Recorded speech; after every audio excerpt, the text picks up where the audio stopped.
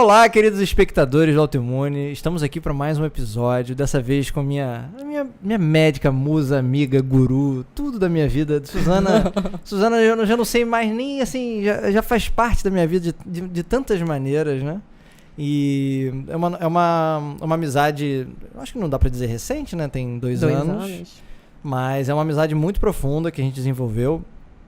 E não só no dia a dia, mas especialmente nos assuntos de trabalho também. A gente acabou desenvolvendo muitos projetos juntos. E sem sombra de dúvida, se o Autoimune existe hoje, ela tem uma parte importantíssima nisso, na verdade totalmente crucial. Como vocês sabem, eu já tenho alguns experimentos, né, para tentar encontrar a maneira certa de me relacionar com fitness há bastante tempo. Eu tive uma primeira epifania há 3 anos atrás, quando eu comecei a perceber os impactos dos alimentos no meu estilo de vida e muito mais do que na minha estética. E conforme eu comecei a investigar mais a fundo, eu percebi que eu precisava, junto de mim, de alguém que entendesse dos impactos hormonais, mais, digamos assim, mais complexos no corpo.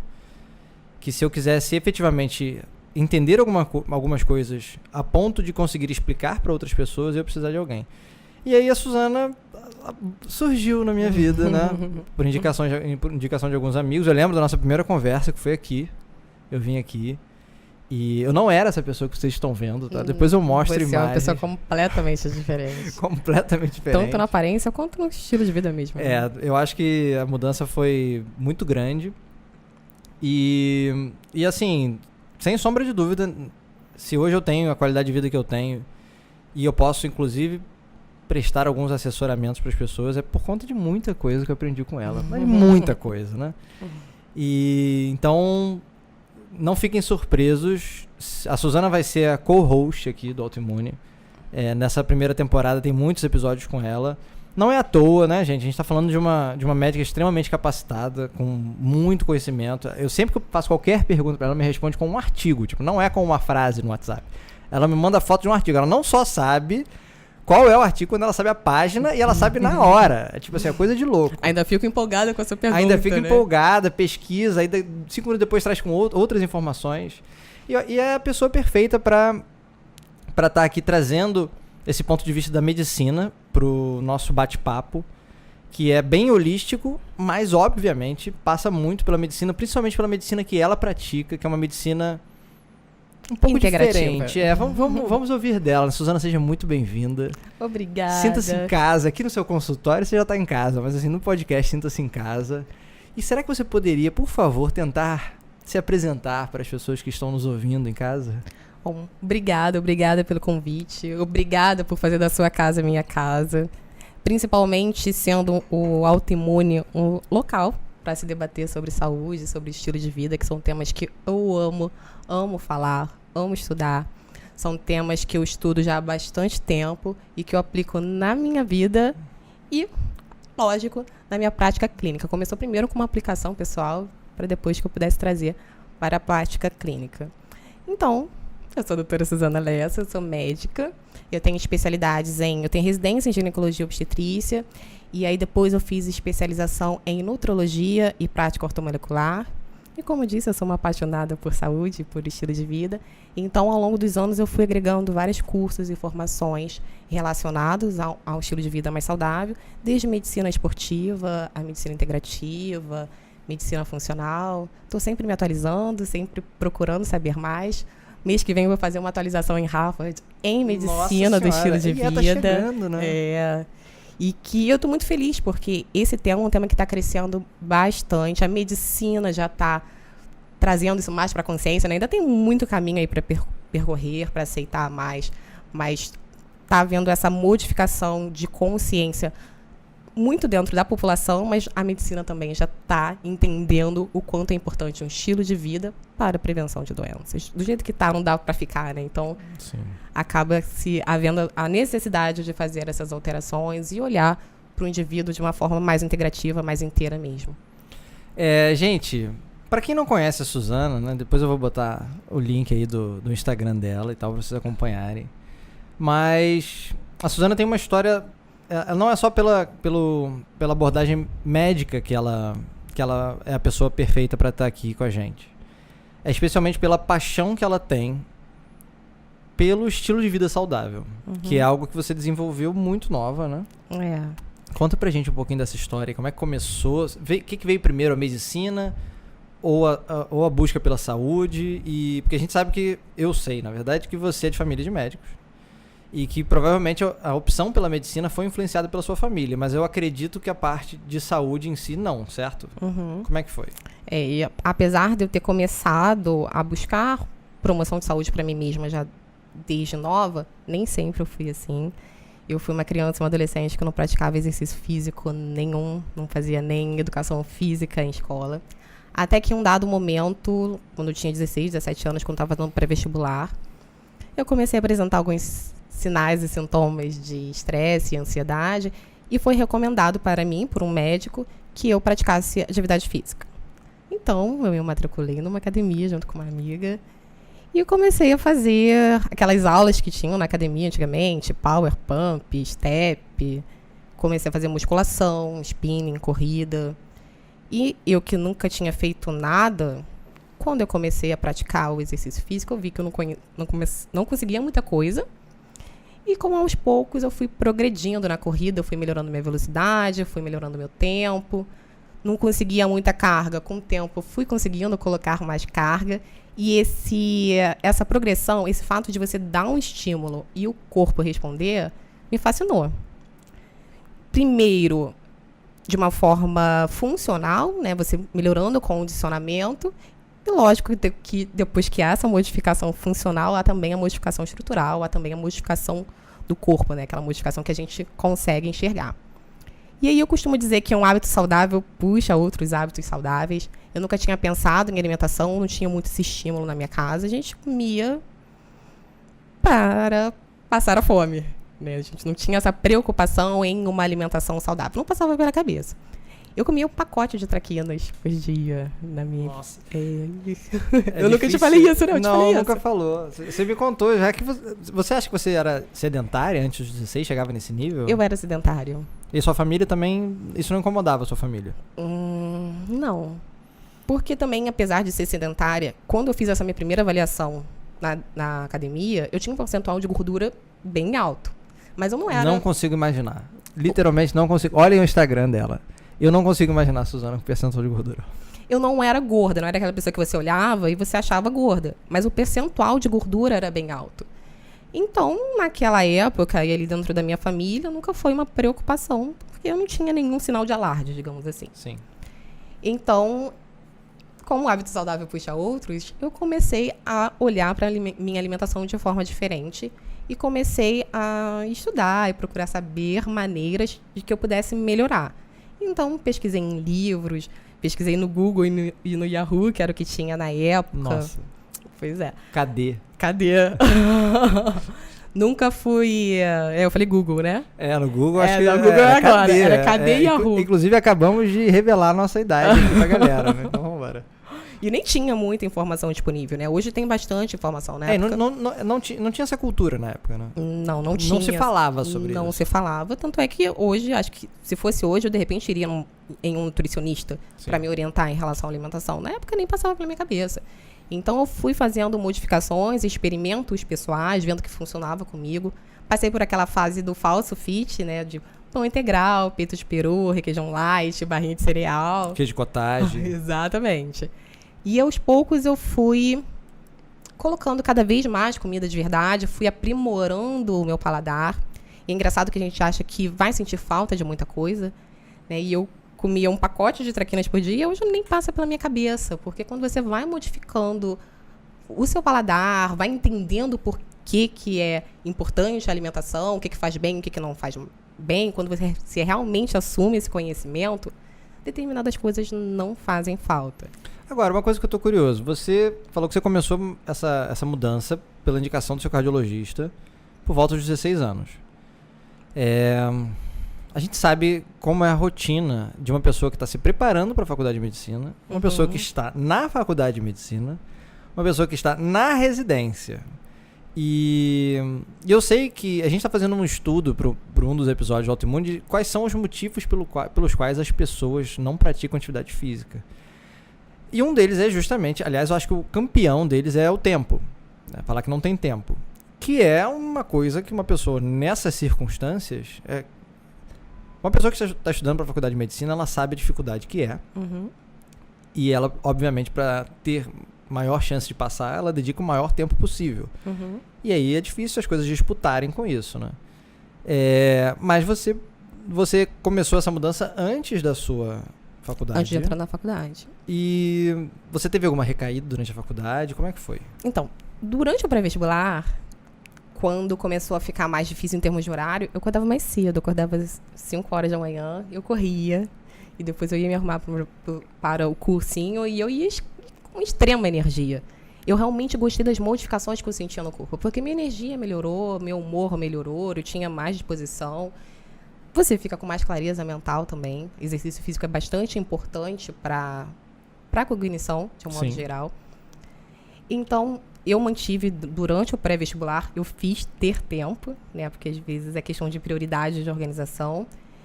E aí, durante a faculdade, começaram as profecias de que eu não ia conseguir manter o estilo de vida saudável, porque todo mundo que entra na faculdade de medicina engorda, porque não tem tempo.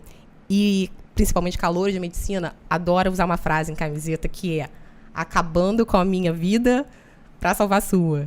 Isso nunca fez sentido para mim. Não fazia sentido para mim. Eu não sabia, não. Pois é, calor de medicina adora isso. Não fazia sentido para mim destruir a minha própria saúde, porque uma vez que eu estivesse destruindo a minha própria saúde, eu não seria ninguém para salvar a vida de ninguém. Eu não salvaria nem a mim mesmo, nenhum outro. Eu acho que parte do princípio que para você ter energia, ter disposição, ter cognição para salvar a vida de alguém, você tem que estar saudável também. Então, isso retrata muito até o pensamento da medicina, que ela realmente não é voltada para a promoção da saúde, nem mesmo do médico, que geralmente não é exatamente um exemplo, né? Sim. Então, ao longo da faculdade, eu consegui manter minha rotina, eu ia adaptando e saí ilesa da faculdade, mantendo meu estilo de vida. Saiu ilesa? Sim. Conseguiu manter esse hábito durante toda a faculdade? Consegui manter o hábito durante toda a faculdade. É lógico que a gente vai mudar horário, vai mudar determinadas coisas ao longo de 6 anos, mas eu consegui ter uma boa alimentação, consegui ter minha prática de exercício físico. A residência foi realmente o momento mais desafiador, porque a residência são 60 horas e eu ainda dava plantão fora, então realmente não tinha muito tempo e nem muita energia, né? Eu vi o quanto o sono é importante, o quanto que o sono afeta, inclusive nas nossas escolhas. Só que ainda assim... Foi a fase mais difícil? Foi a fase mais difícil. Porque eu estava realmente extremamente cansada, tinha uma demanda externa muito grande, então o estresse é bastante puxado, mas eu consegui fazer o melhor que eu podia. E aí eu vi que a organização faz toda a diferença, porque eu tinha que ser extremamente organizada para fazer acontecer, e não acontecer não era uma opção para mim. Então, às vezes, eu saía para um plantão de 48 horas, ou saía para um plantão de 24, que ia me dar com 3 coisas, e eu saía levando comida para esse tempo. Eu tinha que ser organizada a esse ponto, mas eu fazia acontecer. E aí, é engraçado que as pessoas criticam, né? Quando a gente começa a modificar o estilo de vida, as pessoas olham, né, olham meio de lado. Acho que esse papo é importante porque todo mundo passa por isso. Independente se você está fazendo faculdade de medicina, independente de qual hábito que você esteja tentando mudar, é impressionante a pressão externa quando você, com as pessoas que você se relaciona, quando você começa a tentar mudar alguma coisa para melhor, né? Parece que o primeiro estímulo é justamente criticar. Foi o que você sentiu. Não, esse assunto é importante porque aqui eu passei por 10 anos da minha vida, nesse relato aqui eu passei por 10 anos da minha vida. Em 10 anos a nossa vida muda muito. E ao longo desses 10 anos com rotinas diferentes, eu consegui manter a minha rotina. Sim. E assim, eu passei por críticas, por pessoas que... mas você não vai comer? Mas só um pedacinho. Isso mas não é felicidade. E aí, se você mantém fiel à sua proposta, se você realmente acaba não sucumbindo porque você não quer, você vê que as pessoas, aos poucos, elas começam a modificar também. Elas começam a mudar. Porque as pessoas, na verdade, se incomodam com o fato de elas verem que você está fazendo algo que elas sabem que deveriam estar fazendo.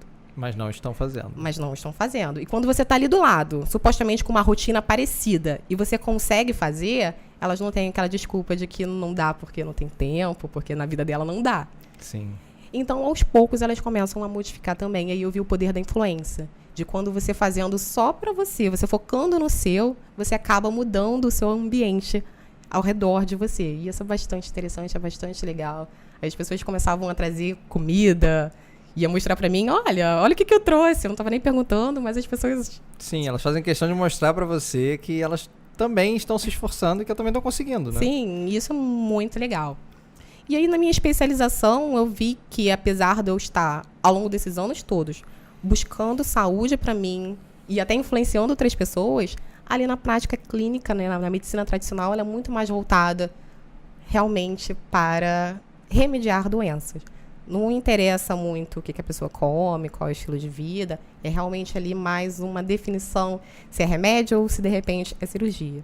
E isso eu fiquei um pouco frustrada porque era completamente oposto do que eu acreditava, do que deveria ser medicina, do que deveria ser saúde. Foi então aí que eu comecei a buscar especializações que pudessem trazer essa promoção realmente de saúde, e aí eu acabei fazendo a pós em nutrologia, em prática ortomolecular e os diversos cursos em medicina funcional integrativa. E aí chegamos invariavelmente aonde estamos hoje, né? Sim. Uma coisa foi puxando a outra. Sim, sim. Bom, vamos lá. Uma pergunta clássica aqui que eu acredito que muita gente tenha também. Qual a diferença quando uma pessoa vai no nutrólogo e quando ela vai no nutricionista? São a mesma coisa, não são?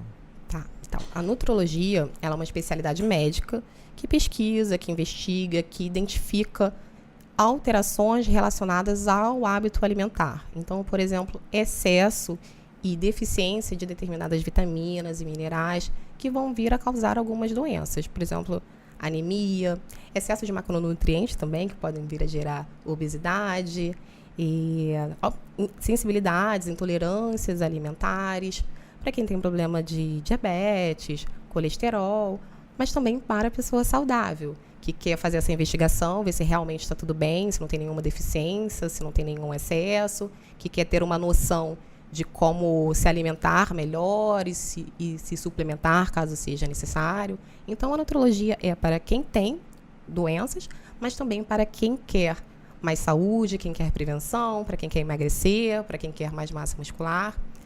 E a diferença em relação ao nutricionista é que a nutrologia, como ela é uma especialidade médica, acaba que pode se fazer uma investigação mais a fundo e prescrever caso seja necessário. Tanto a remédio quanto, às vezes, até determinadas vitaminas. Por exemplo, a vitamina D, que na verdade é um hormônio, o nutricionista ele só pode prescrever, se eu não me engano, 400 ou até 800 unidades, enquanto um médico ele pode prescrever 1.000, 10.000, 100.000, dependendo da necessidade e do protocolo. Já o cardápio alimentar, a prescrição dietética, já é uma capacidade mais do nutricionista. Então, é por isso que dá para trabalhar os dois juntos e faz, na verdade, uma combinação bem interessante. Ou seja, o ideal é tentar trabalhar com os dois profissionais juntos. Né? Sim, sim. E uma pergunta que não estava prevista no nosso planejamento aqui, mas que eu acho legal fazer, na formação médica, não tem quase nada sobre os alimentos, é isso mesmo? Não tem. Nossa, gente, isso é tão... Não tem.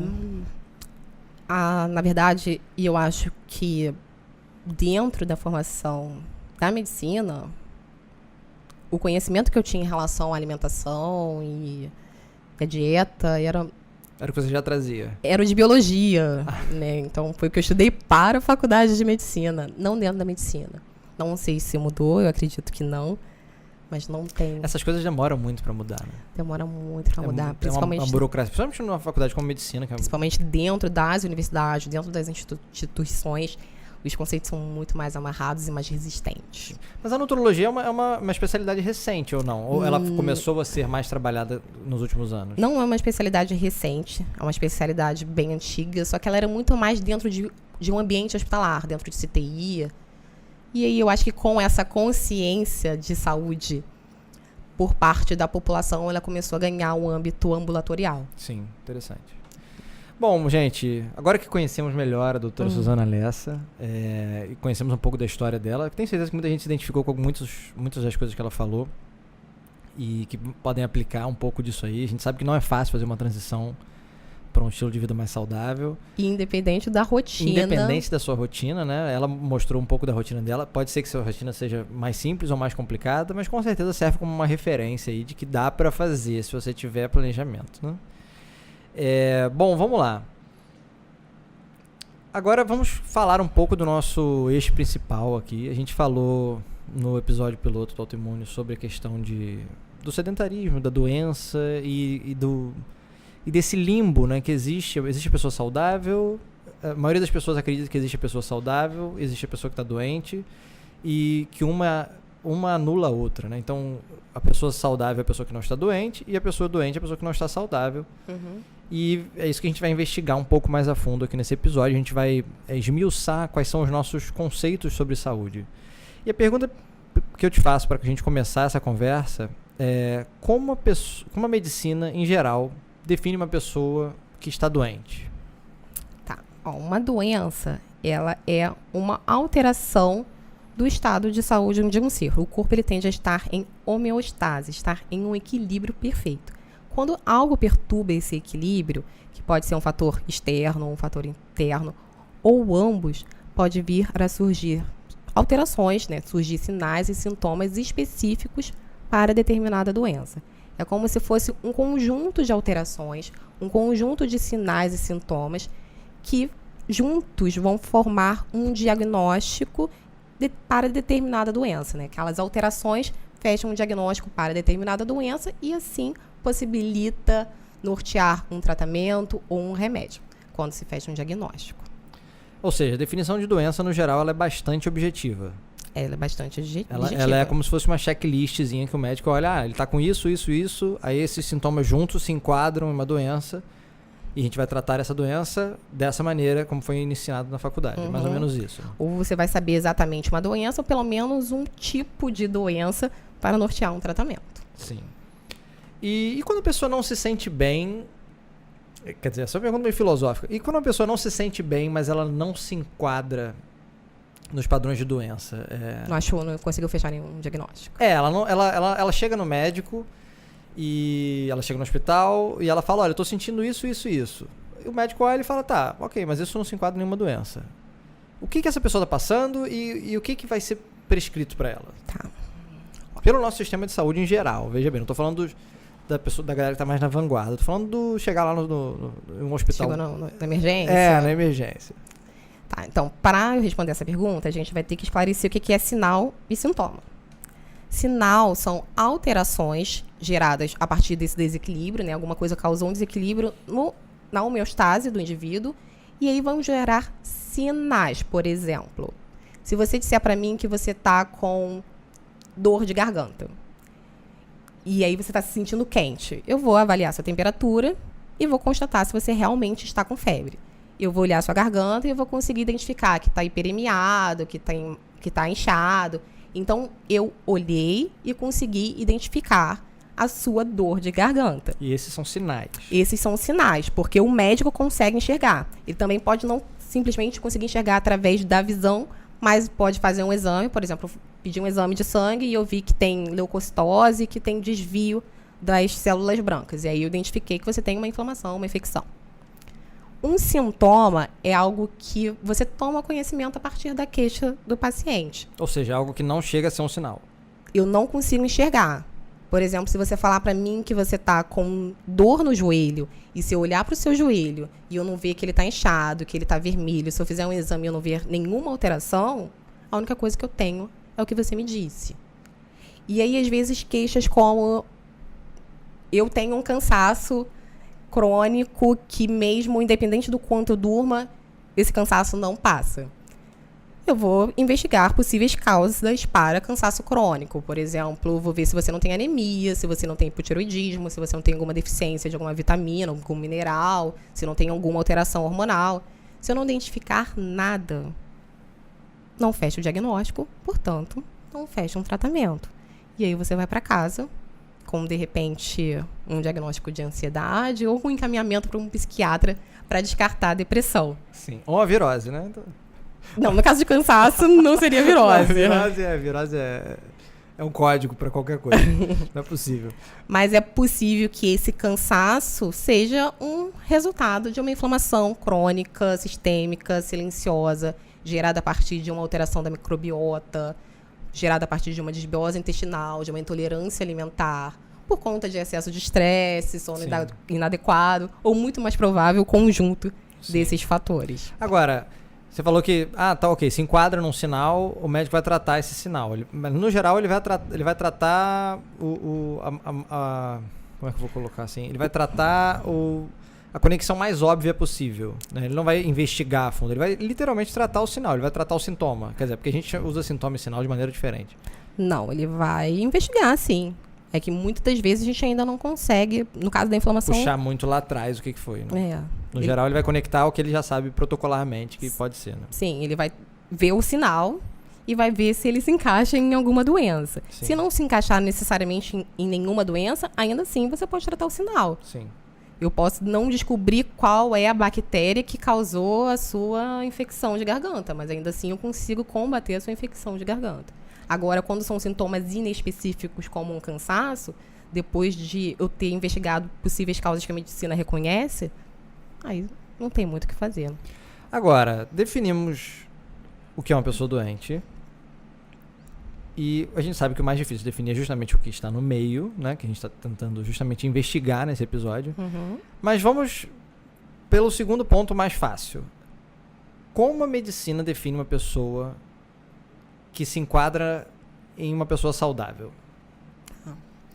Quando a gente pensa em saúde, geralmente a gente acaba pensando no oposto, né? Tudo que a gente não define muito bem, a gente vai por exclusão. Então, a gente pensa que uma pessoa saudável é uma pessoa que não está doente. Mas, pela Organização Mundial da Saúde, uma pessoa saudável não é simplesmente não apresentar sinais e sintomas para uma doença. Para a Organização Mundial da Saúde, saúde é ter perfeito bem-estar físico, mental e social. Ou seja, uma saúde plena, uma saúde integral. Perfeito, né? Em seus 3 níveis, corpo, mente e espírito.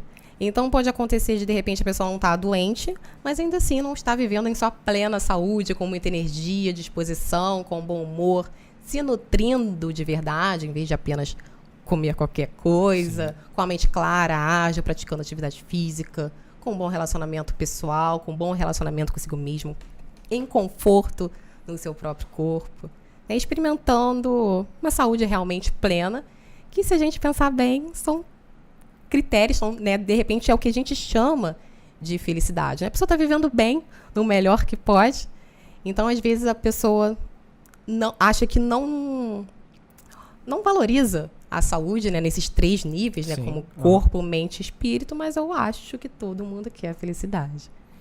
A definição é bem filosófica e ela, de fato, se parece bastante com a definição de felicidade, né? De felicidade. Bom, sendo essa definição um pouco filosófica, como é que a gente pode amarrar essa definição de saudável? Existe alguma referência para isso? Tá, então, em termos de referência, a gente tem referência de áreas chamadas de blue zones, né, as áreas azuis, que são lugares diferentes do planeta, não comunicantes, em que as pessoas são centenárias. Ou seja, elas vivem bem e por muito tempo. Então, foi feito um estudo para identificar o que essas pessoas que vivem por muito tempo e com qualidade de vida têm em comum, tendo áreas não comunicantes. Essas áreas são Sardenha, na Itália, a Península de Nicaia, na Costa Rica, Icária, na Grécia, Okinawa, no Japão, e Loma Linda, na Califórnia. Então, foram identificados 9 segredos. Eu junto em 6, que é até uma proposta de um médico americano, o Mark Hyman, que acaba que agrega algum desses fatores dentro de 6. E esses fatores seriam garfo, pés, dedos, sono, manejo do estresse e amor. Aí conta aí que eu vou explicar. Tá. Conta aí pra mim, pra eu não esquecer de nenhum. Mas vamos lá, resumão. Um dos fatores que mais identifica a saúde é a questão da longevidade e qualidade de vida. Sim. Certo, então... viver mais e viver bem, estudo, né? Isso é um estudo? Isso é um estudo. Será tem um livro. Tem um livro? Tem um livro. Então a gente vai colocar no site do Autoimune e na descrição do podcast aí o link para quem tiver mais interesse. Então, ele foi criado nesse livro essas 9 definições que você simplificou em 6, que a gente vai explicar agora o que são. Então, pelo que eu entendi, a primeira é garfo. Garfo. Eu acho que é bastante óbvio, né? Se trata de alimentação, tudo sempre começa com a comida, né? E foi identificado que essas pessoas dessas áreas, elas consomem muito pouco ou quase nada de alimentos industrializados. Eles não consomem muito do que vem em pacote, do que Cheetos, se compra não em comem. mercado. Não comem Cheetos. Biscoito piraquê também não. Não comem nem biscoito de polvilho. Nossa.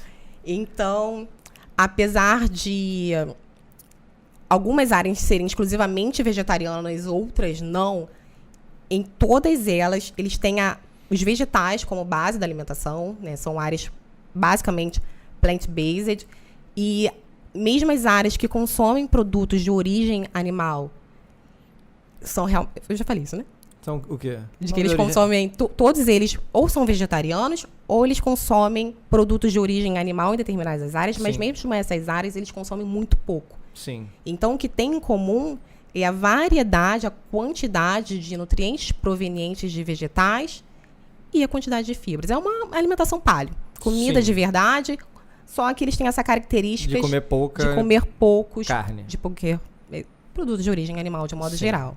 Alguns simplesmente vegetarianos, outras áreas não. Aí o segundo aspecto é pés, é isso? Pés que são relacionados a movimento, atividade física. São áreas em que as pessoas têm bastante movimento. Seja com prática de atividade física, propriamente dito, ou não. Eles têm no dia a dia bastante movimento mesmo, ou pelo menos eles seguem aquela definição da escola americana de pelo menos 30 minutos de atividade física diária. 30 todo dia. 30 todo dia. Mas eles têm rotinas bastante ativas. Sim. E aí o próximo aspecto seria dedos. E dedos se relaciona a vícios. Então foi identificado também que nessas áreas eles não têm muitos vícios, como excesso de álcool, tabagismo, drogas, excesso de comida. Vícios, de um modo geral, não foi identificado. Excessos nessas áreas. Agora o polêmico, sono. Sono extremamente importante, né? Você gosta desse tema. Nossa, esse tema ele me persegue, assim, mas eu ainda vou me dar bem com ele. O sono é extremamente importante para uma qualidade de vida e para se viver bem. Então foi identificado que nessas áreas não simplesmente eles preservam, eles têm uma boa qualidade de sono, mas eles também têm descanso, eles têm um bom equilíbrio entre produção e momento de descanso e lazer. Certo. Aí o quinto, manejo do estresse. Manejo do estresse. Isso aí também é punk, né? Não. Pra mim é tranquilo, mas eu acredito que muita gente vai falar assim, manejo do estresse, como é o principal problema de saúde pública. Hoje? É hoje. Aí, tá vendo? A informação é importantíssima. É o estresse. Mas nessas comunidades, nessas áreas, eles conseguem um bom equilíbrio entre manejo de estresse. Eles, através de práticas como yoga, técnicas de respiração, tai chi, meditação, ou até na forma deles de lazer, de estar mais em contato com a natureza, práticas de jardinagem, eles conseguem equilibrar bastante também esse equilíbrio, de novo, entre a produção e o descanso, e o relaxamento. E por último, amor. Amor, então. Isso é a parte até que agrupa bastante coisa, porque também foi identificado que nessas áreas eles têm um senso de comunidade muito grande, de religiosidade e espiritualidade muito grande, e eles fazem sempre parte de alguma comunidade, de alguma organização, de alguma tribo, seja da religião, seja ali do bairro. Eles têm essa sensação de pertencimento e de compartilhar e de contribuir com o outro de uma forma bem ativa e valorizam muito estar com a família, com os amigos. Então, parece que quando a gente está ali entre pessoas que a gente ama e que nos amam e compartilhando, tendo essa troca, a gente também vive melhor e por mais tempo. Ou seja, nossa melhor referência de saúde são essas áreas. E nós não vivemos nenhuma dessas áreas, porém, eu acredito que esses 6 aspectos vale uma análise pessoal aí de como está a sua vida. Porque é possível aplicar. Porque é possível melhorar um pouquinho área. em cada área. Né? Às vezes a gente nunca vai ter, talvez, o mesmo acesso às coisas que eles têm lá. Mas, obviamente, melhorar a gente pode, né? Sim. E, bom, vamos lá. Próxima pergunta. Agora, por que é que a grande maioria das pessoas não está doente? Mas ainda assim, é impossível dizer que elas estejam saudáveis. Entre o saudável e o doente, existe um caminho aí para percorrer, né? Aliás, pela definição da OMS, o saudável é quase utópico, né? É algo a ser buscado. Algo a ser buscado, não é algo que realmente que alguém possa bater no peito lá e falar, eu sou saudável, por mais que você seja perfeito bem-estar. Mas, ok, vamos colocar nos padrões da nossa vida.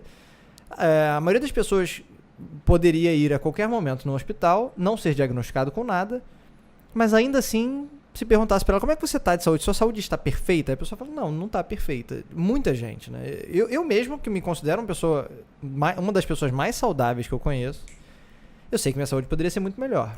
Mas é porque essas pessoas têm consciência, né? Sim. Às vezes quem não está tão saudável ainda vai bater no peito e dizer que tá, né? Tá perfeito. Mas então, por que existe essa pessoa que está aí na ponte, né? Ainda não está nem numa ponta, nem em outra. Nem está extremamente saudável e nem está apresentando uma doença. Hoje a gente sabe que praticamente todas as doenças crônicas que a gente conhece, né, que não é aguda, elas estão relacionadas com uma inflamação silenciosa, crônica, sistêmica, que está ali atuando até que em determinado momento se torne uma doença específica. Então, o que é a inflamação? Na verdade, a inflamação é uma resposta do nosso corpo a determinada agressão, a um trauma, a uma lesão do tecido. E aí ela pode ser aguda, quando você corta, quando você prende o dedo em algum lugar, né, que você vai ver que ficou com calor, ficou vermelho, deu dor. Então, essa é uma inflamação aguda, que é justamente ali até uma tentativa do corpo de sinalizar, olha, é aqui que tem que vir os mecanismos de reparo para que se cicatrize. Agora, a inflamação crônica, que aqui convém para a gente falar, que vai dar origem a determinadas doenças, ela geralmente se inicia no intestino. Então, o que acontece? A gente tem no intestino uma série de bactérias. E a nossa microbiota intestinal, hoje a gente já sabe que a gente tem mais células bacterianas do que célula no corpo. Então, o intestino ali tem que estar em um equilíbrio dessa microbiota intestinal. Ali vai ter bactérias boas, benéficas, mas também vai ter fungos, parasitas. E por isso que é importante que esteja nesse equilíbrio. Quando, porventura, alguma coisa causa um desequilíbrio dessa microbiota intestinal e favorece o crescimento das bactérias ruins, por exemplo, as bactérias de espectro gram-negativo, começa a haver uma separação da barreira intestinal, da parede intestinal. Ela tem que estar ali unidinha para promover essa proteção.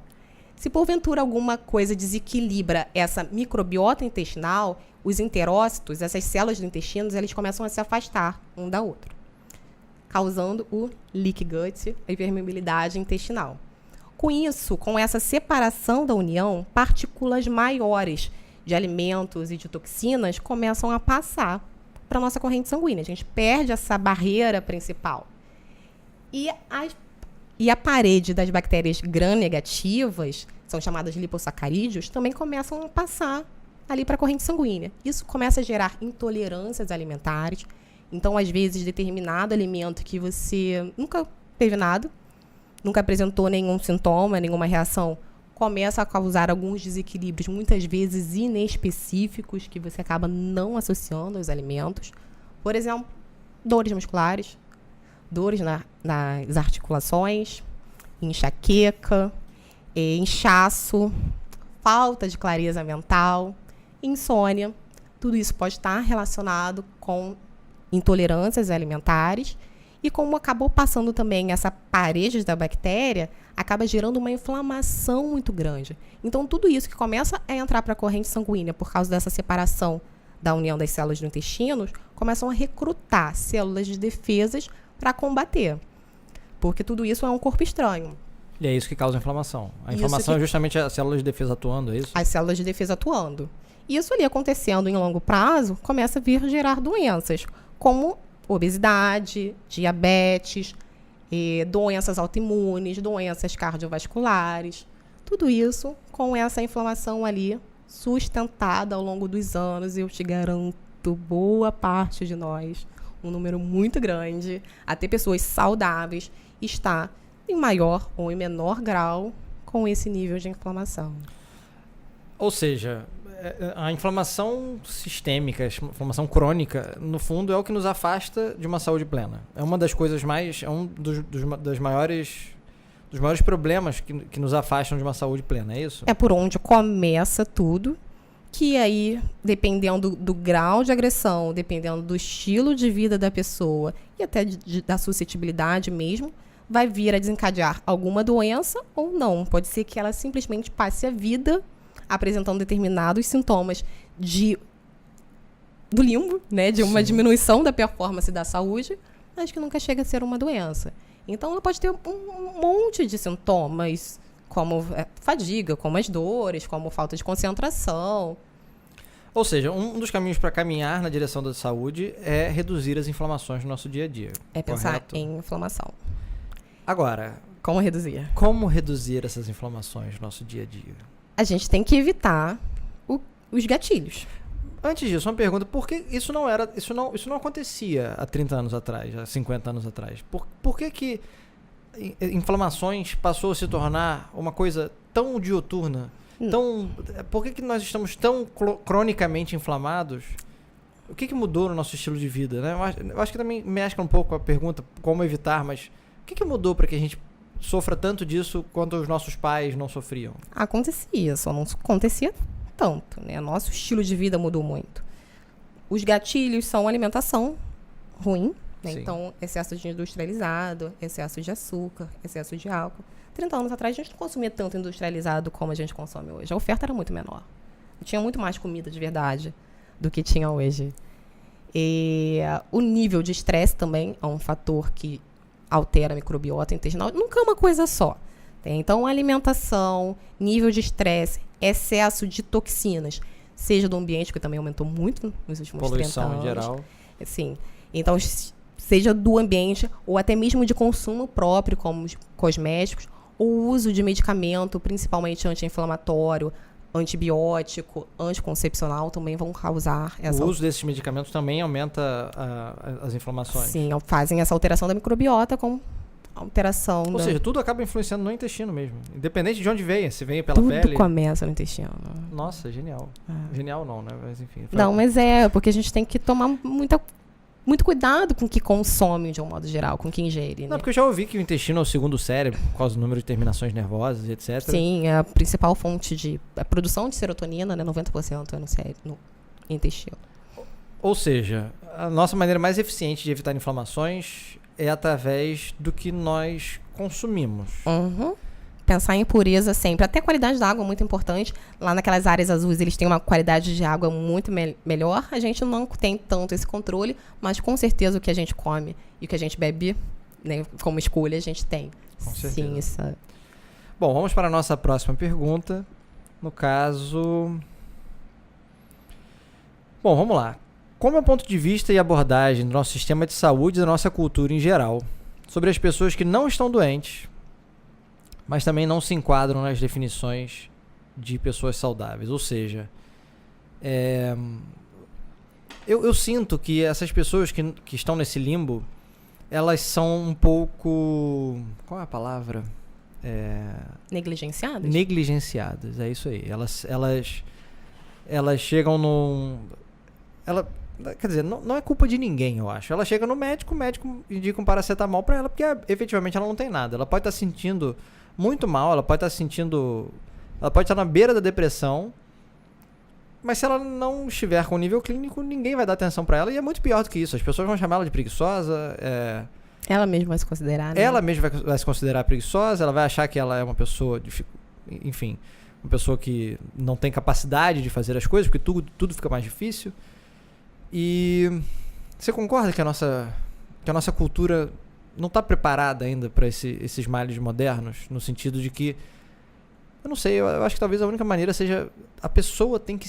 É a pessoa que tem que buscar a própria solução, enquanto... Hoje ninguém vai tentar salvar essa pessoa, vão achar que ela é vagabunda, vão achar que ela é preguiçosa. vão achar que ela tá fazendo corpo mole. Até porque essas alterações, elas acontecem de forma muito lenta, né? Então, às vezes, essa degradação da saúde, a pessoa acaba atribuindo ao envelhecimento. Nem ela mesma valoriza essa diminuição da saúde dela. Mas quando a gente pensa em uma abordagem em saúde para quem não tem uma doença propriamente dita, então a gente está falando em prevenção. O nosso sistema de saúde, ele não tem muito uma visão em termos de medicina preventiva. Muito do que ele chama de prevenção, na verdade, é diagnóstico precoce, né? A exemplo disso, a gente tem o Outubro Rosa e o Novembro Azul, que são campanhas que se dizem preventivas para câncer de mama e câncer de próstata, mas, na verdade, eles são um diagnóstico precoce, porque se uma mulher vai fazer uma mamografia e vai identificar aquele nódulo, mesmo que ainda de forma precoce, aumentando as possibilidades terapêuticas de sobrevida, o nódulo já está lá. Então, não foi uma prevenção, foi um diagnóstico precoce. Em termos de prevenção que a gente tem de eficiente no sistema de saúde público é vacina. Hoje em dia tem muitas críticas em relação à vacina, mas, sem dúvida, é uma medicina preventiva. Mas para aquela pessoa que nem está doente e nem está saudável, mas também para quem está saudável, porque a manutenção é importante, seria abordar aqueles pilares que a gente falou. A alimentação, exercício físico, manejo de estresse, qualidade de sono, lazer, né, um equilíbrio ali entre produção e descanso.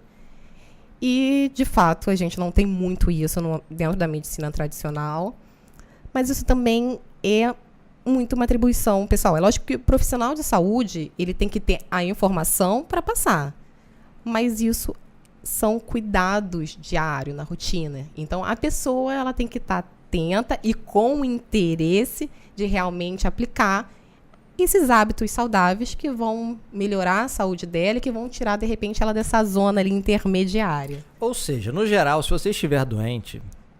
Tem um remédio. Tem um remédio e alguém consegue enfiar na sua goela mesmo que você não queira. Não necessariamente a cura. Porque eu, pelo menos, Sim. não acredito em cura sem falar em estilo de vida, né? Sem modificações do que causou. Mas mesmo se você estiver doente, alguém pode pegar o seu remédio que você está se recusando a tomar, colocar na sua água e você tomar. Mas no caso dessas coisas, de elevação da sua saúde geral, a gente está falando de uma observação diuturna. E observação Pessoal. observação não, execução que dura 24 horas. Né? Ou seja, ninguém vai poder fazer isso por você. Não adianta a sua mãe ligar pro seu amigo e falar que o Joãozinho Joãozinho tá tão para baixo, ajuda ele. Não dá para fazer. Se o Joãozinho não quisesse ajudar, a gente não vai conseguir salvar ele. A não ser que ele esteja doente. Aí, se ele estiver doente, leva ele no hospital, amarra ele na maca e pode dá remediar. Remédio. Exatamente. E isso acontece muito, né? Às vezes as pessoas não estão dispostas realmente a mudar. E elas não conseguem nem vislumbrar o que é essa saúde plena. Porque, de repente, ela sempre esteve nessa fase intermediária. Eu acho que é esse o maior problema. As pessoas não conseguem visualizar o que é o outro lado.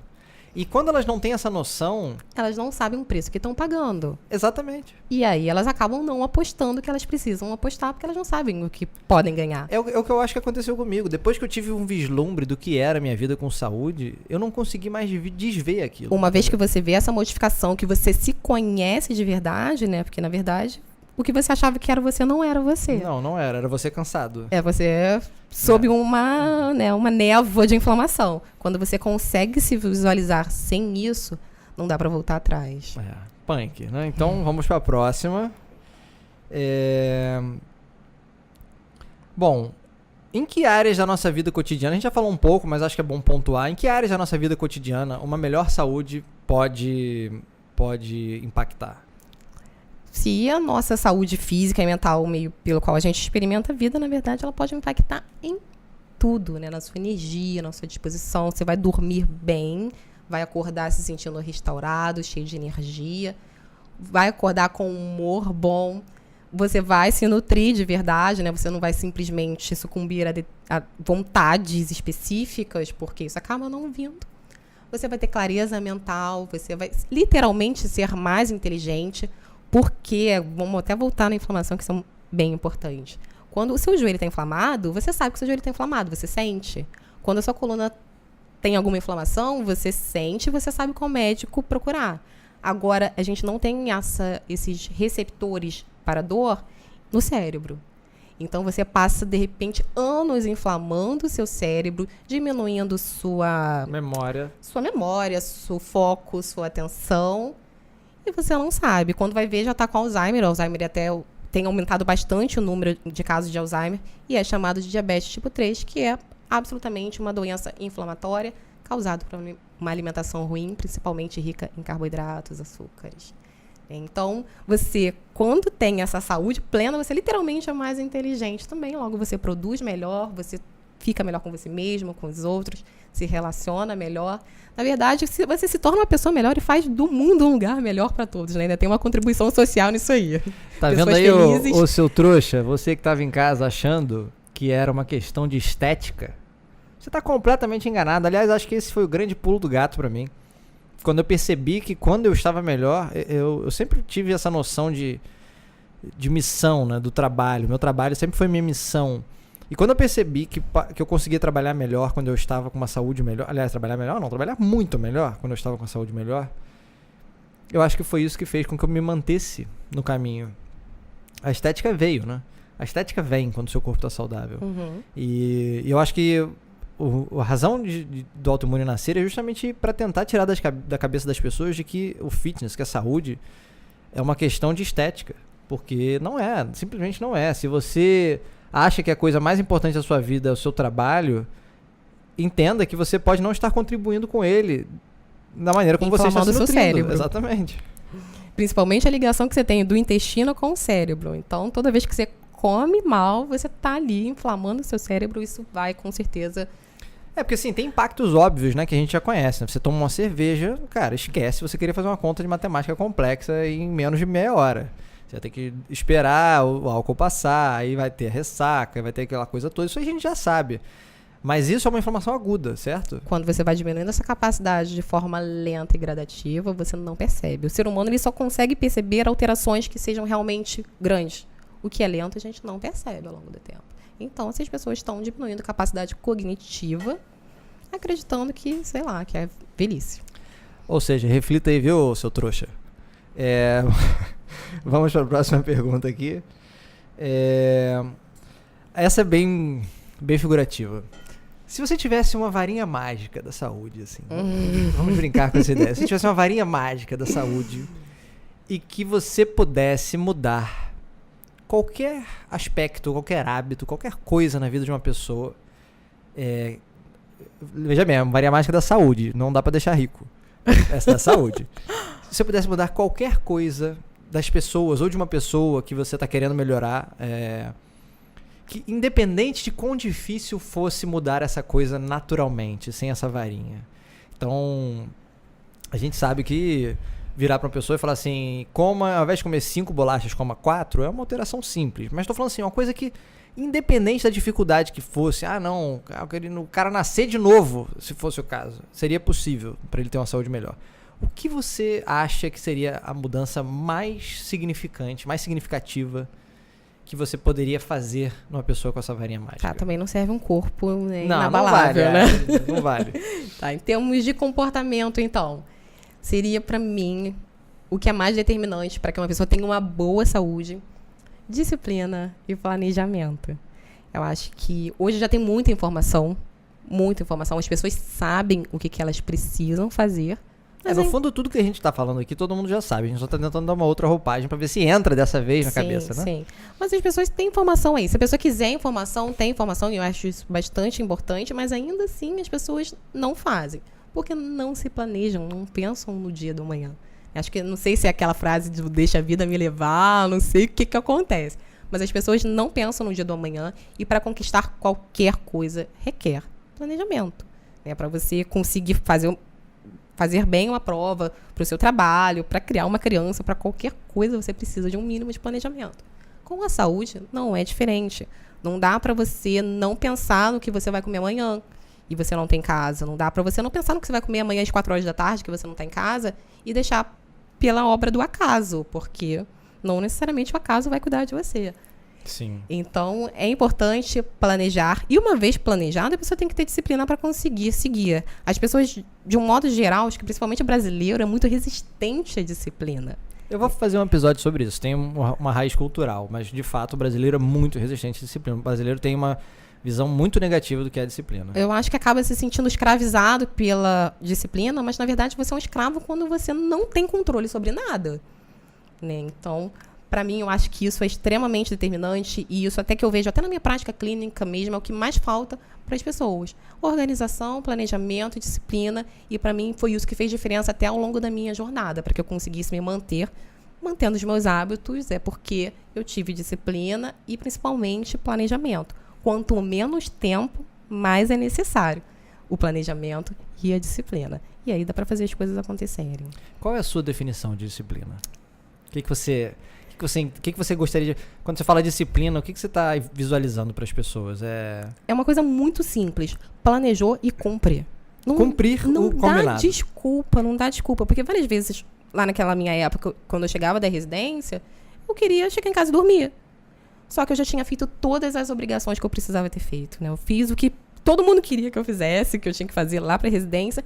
O que era para mim, eu não ia fazer. Para mim, eu sempre encarei cuidar da minha alimentação e cuidar e fazer o meu exercício físico mais uma das minhas obrigações e que não são deixadas para depois. Eu não posso adiar, porque essa também é tão importante quanto, se não mais importante. Então, eu sempre encarei isso como um compromisso, como uma obrigação. Ninguém está me cobrando. É só meu, mas é também muito importante, porque se eu não tiver a minha saúde, eu não consigo realizar todo o resto. Eu tenho uma definição muito particular de disciplina. Quem acompanhou os episódios que deram origem ao autoimune, que foram os cafés com Bruno Maia, com certeza já sabem. Eu não vou falar hoje, porque tá no nosso planejamento um episódio só sobre disciplina. E eu acredito que eu vou guardar, vou deixar vocês curiosos aí para esse episódio. Mas, então, você mudaria, na cabeça da pessoa, você incluiria esses hábitos de disciplina e planejamento. Disciplina e planejamento, e aí essa pessoa não ia ser só saudável, como ia ser mais inteligente, ia ser rica, ia ser tudo, ia dominar o mundo. É isso aí. Agora, como a varinha não existe, infelizmente, né? Pra gente encerrar o episódio de hoje, eu queria te perguntar, sei lá, talvez 3 mudanças simples que qualquer pessoa, mesmo... não tô falando de quem tá doente. Quem tá doente vai no médico, tá? Mas aquela pessoa que tá no limbo... Pode ir no médico também, com uma abordagem integrativa. É verdade, pode visitar a doutora Suzana Lessa. Aqui que a gente vai... Então, mas quem, assim, tá naquele lado da ponte que é muito mais perto da doença, que conseguiria, até essa pessoa conseguiria implementar... 3 mudanças simples que a gente possa fazer no nosso dia a dia. 3 mudanças. Tudo começa com a comida. Então, melhorar a alimentação. Quando a gente fala de melhorar a alimentação, a gente está falando... Vou explicar. Tá. Diminuir industrializados. Diminuir excesso de pacotes. Né? Diminuir excesso de açúcares. Pensar em comida de verdade mesmo. Sai do industrializado. Porque quando você sai do industrializado, automaticamente você já reduz a quantidade de carboidrato. Mas tem que tomar cuidado, porque as pessoas acham que comida de verdade, por exemplo, salsicha é comida de verdade, entendeu? É ou não é? Não. Não é. Então, acho que depois a gente tem que explorar um pouco mais o que é esse conceito. Mas não é nem o pior, né? Se a pessoa estiver parando de comer biscoito, lasanha e partir para salsicha, desde que coloque as outras coisas, não é nem o pior. Pode ir até indo por degraus. Ou seja, aproxime-se do que você entende como comida de verdade e Cheetos não vale, entendeu? Então, não é isso. Abrir o pacote... Boa dica. Desembale menos, descasque mais. Exatamente. Abrir o pacote já não é necessariamente comida de verdade. Então, focar nisso, em retirar esses industrializados e tirar os excessos, né? Excesso de açúcar, excesso de álcool. Essa é a segunda dica ou é a primeira ainda? Ainda estou falando de alimentação. Então tá. E diminuir o carboidrato. Automaticamente, quando você tira esses industrializados em excesso, você acaba reduzindo o carboidrato também. Então, com isso, reduzindo o carboidrato, reduzindo os industrializados, você já começa a melhorar aquela microbiota intestinal, já começa a sair um pouco daquele nível, daquele afogamento de inflamação. Perfeito. E você começa a ter um vislumbre do que está lá do outro lado. Aí a segunda dica. Segunda, exercício. Na verdade, movimento. Né? Não necessariamente a pessoa que está ali ainda bem próximo da doença precisa, de repente, ir para o crossfit. Não precisa. Não se mate. Não. Ela pode começar a pensar em colocar mais movimento no dia a dia dela. de subir escada, de... Pegar menos Uber, né? É 7h50, dá pra ir andando. Exatamente. Coloca essas caminhadas no dia a dia, essa movimentação, que isso foi uma coisa que mudou muito também nos últimos 30 anos, né? Antigamente você precisava levantar pra trocar de canal na televisão. Hoje você não precisa mais. Agora você não... Agora você regula a luz no iPhone. Né? Exatamente. Então isso foi uma das coisas que mudaram muito nesses 30 anos e quando a gente pensa nisso numa vida, parece pouco, mas faz muita diferença. É aquele pezinho e aquela inflamação que você vai acumulando ao longo dos anos. Um pouquinho já resolve, já melhora. Isso é uma coisa que eu sempre falo. Em termos de movimento, faça pouco. Porque às vezes as pessoas pensam, mas eu só tenho pouco tempo. É melhor fazer pouco tempo do que não fazer nada. Valorize o pouco porque sempre é melhor do que nada. Então, sim, um movimentozinho é melhor do que nada, mas é lógico, se puder fazer mais, faça mais. Ótimo. Mas melhorando a alimentação, melhorando o movimento, essa necessidade ela já começa a surgir automaticamente, o nível de energia começa a melhorar automaticamente. O terceiro, não sei se eu vou falar sono ou manejo de estresse. Tem que escolher, é uma escolha muito difícil. Então, vou ficar com sono. Porque uma pessoa que dorme bem, ela já tem um humor mais equilibrado. Verdade. E tem mais resiliência, né? Porque a pessoa que dorme bem, ela consegue regular melhor níveis hormonais. Quando você dorme mal, você faz escolhas piores. Você acaba ficando com mais fome, porque o corpo ele confunde um pouco cansaço com fome, né?